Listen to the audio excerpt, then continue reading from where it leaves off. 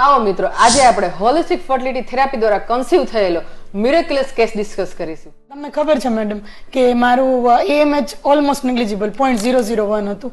ઓવરીમાં જોઈએ ને તો સોનોગ્રાફીમાં એક રાઈટ સાઈડની દેખાતી જ નહીં, લેફ્ટ સાઈડની બહુ જ નાની હતી. એટલે જેટલા ડોક્ટર્સને બતાવ્યું હતું ને બધા એવું જ કહેતા હતા કે તમારે ડોનર IVF કરવું પડશે. IVF ની જરૂર તો છે પણ ડોનર IVF, અને ડોનર IVF માં અમને એક્સેપ્ટન્સ આવતા થોડીક વાર લઈ ગઈ.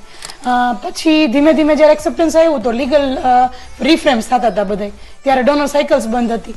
અને મીનવાઇલ આપણે હોલિસ્ટિક થેરાપી ચાલુ કરી હતી હોસ્પિટલની અંદર. તો પેશન્ટ્સને હોલિસ્ટિક ટ્રીટમેન્ટ આપતા આપતા મારી અંદર ક્યારે ચેન્જ થઈ ગયા એ ખબર જ ન પડી. મારી આજુબાજુના લોકો મને કહેતા કે તારી અંદર બહુ બધા ચેન્જીસ છે, કે તારા સ્વભાવમાં ચેન્જીસ છે, તારા ફિઝિકલ અપિયરન્સમાં ચેન્જીસ થવા માંડ્યા છે, વેઇટ લોસ થવા માંડ્યું છે, સ્કિન વધારે સારી થવા માંડી છે.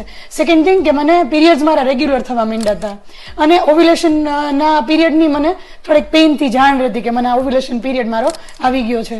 એટલે અમે એવું વિચાર્યું કે તો let's give a natural try, કે ડોનર સાયકલ જે તમારે કરવાની છે ડિસેમ્બર સુધી, તો એના રિફ્રેમ્સ છે, તો અત્યારે આપણી પાસે ટાઈમ છે, તો લેટ્સ ગીવ અ ટ્રાય કે નેચરલ ટ્રાય કરીએ. અને વિથ અવર સરપ્રાઈઝ પહેલી જ ટ્રાયમાં we have conceived baby. Wow, that's great. તો આવો અને જાણો હોલિસ્ટિક ફર્ટિલિટી થેરાપી વિશે વધુ એટ ગ્લોબલ IVF સેન્ટર.